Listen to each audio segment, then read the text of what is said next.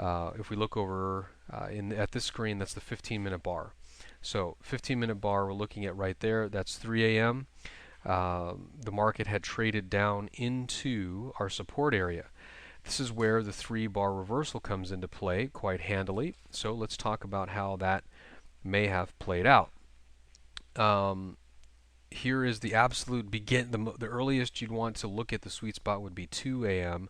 There really wasn't much of a setup there because of that. And I'll say it this way. Well, let's do it this way. I'll talk about several possible scenarios just so we can deal with this thing, I think, in a better way. So if the market's coming down here into the European Open, okay, that we're looking for a 3-bar reversal. Again, if you're not familiar with this, review the quick start videos. What I'm saying is quick start videos on the website, and they'll go over the counter trend setups. So we've got the open here of the European market. We would count back 1, 2, 3 bars. So we would have our breakout point.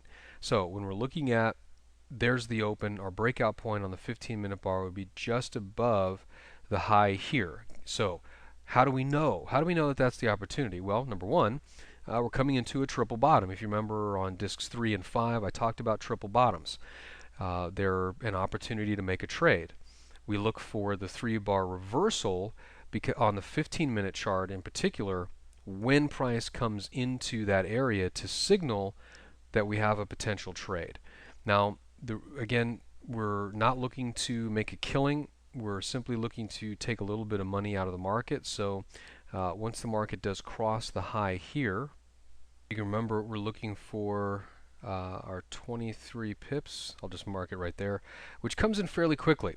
Okay, so the market pushes up, coming into the European Open, crosses into our 23 pips or 25 pips area.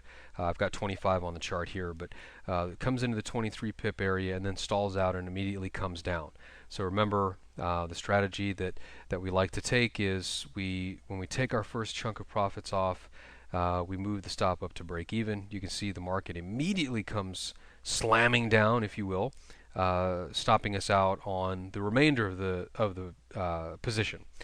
So we've made the 23 pips on the small chunk.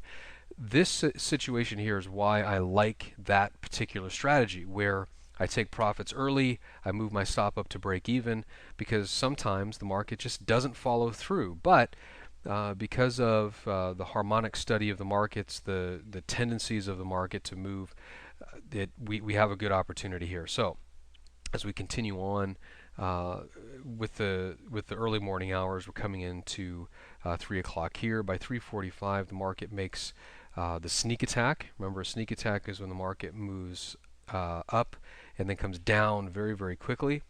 And then you see here the pound starts to push back up. So let's take a look at our hourly bars. Let's go back to this.